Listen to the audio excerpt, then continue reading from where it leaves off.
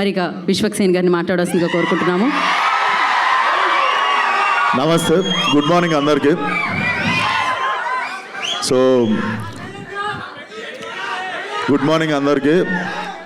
Firstly సినిమాని support చేయడానికి వచ్చిన మీడియాకి thank you so much. And అలాగే సినిమాని సపోర్ట్ చేయడానికి వచ్చిన హీరో అనిల్ రావుపూడి గారికి,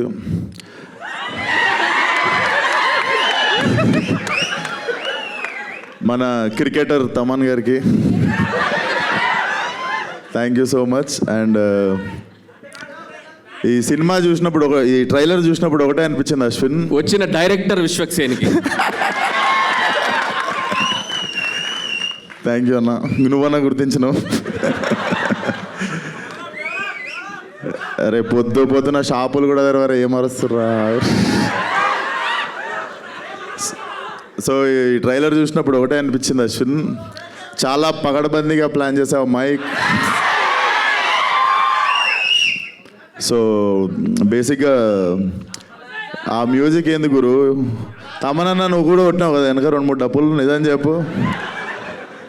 దుమ్మలు అదురుతున్నాయి, ఏమంటారు దాన్ని, కడుపులు అదురుతుండే. Definitely very impactful trailer.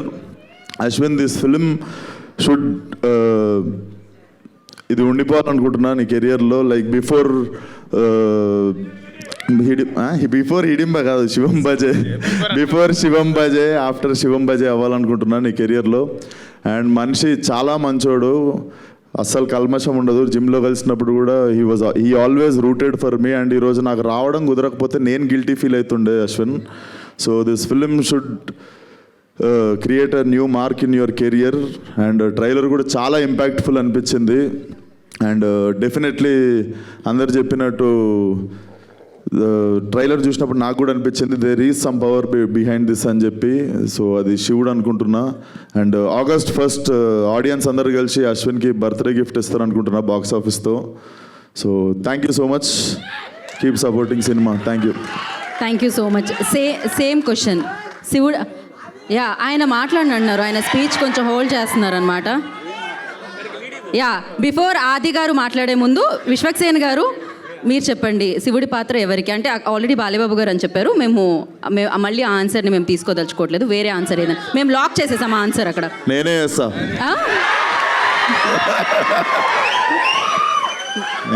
బాగుంటుంది, ఖచ్చితంగా ఉగ్ర రూపమే పెట్టాలి అక్కడైతే. ఓకే, సో శివుడు అనగానే మీకు లైక్ ఏం గుర్తొస్తుంది అండ్ మీ లైఫ్లో జరిగిన? నాకు డెఫినెట్లీ గామి గుర్తొస్తుంది. ఎందుకంటే నేను వారణాసిలో ఒక 15 రోజులు అఘోరా పాత్రలో తిరుగుతుండే. అప్పటికి ఇంకా ఫలక్నామా దాస్ రిలీజ్ కాలేదు. ఈ నగరానికి ఏమైంది, రిలీజ్ అనౌన్స్మెంట్ అయింది అంతే. సో అప్పటికి ఇంకా మనం అక్కడ పోనీ అక్కడ ఉండే కొంతమంది తెలుగులు కూడా గుర్తుపట్టడానికి స్కోప్ లేదు కదా. చాలా రోజులు నేను నిజంగా అఘోరాని అనుకొని చాలామంది వచ్చి భిక్ష చేసిర్రు నాకు.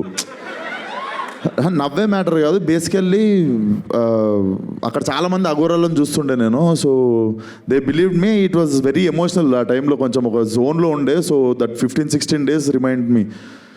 సో బమ్ భోలేనాథ్ సీరియస్లీ మీరు ఆ సినిమాకి చాలా కష్టపడ్డారు, అంతే మంచి అప్రిసియేషన్ కూడా రావడం జరిగింది.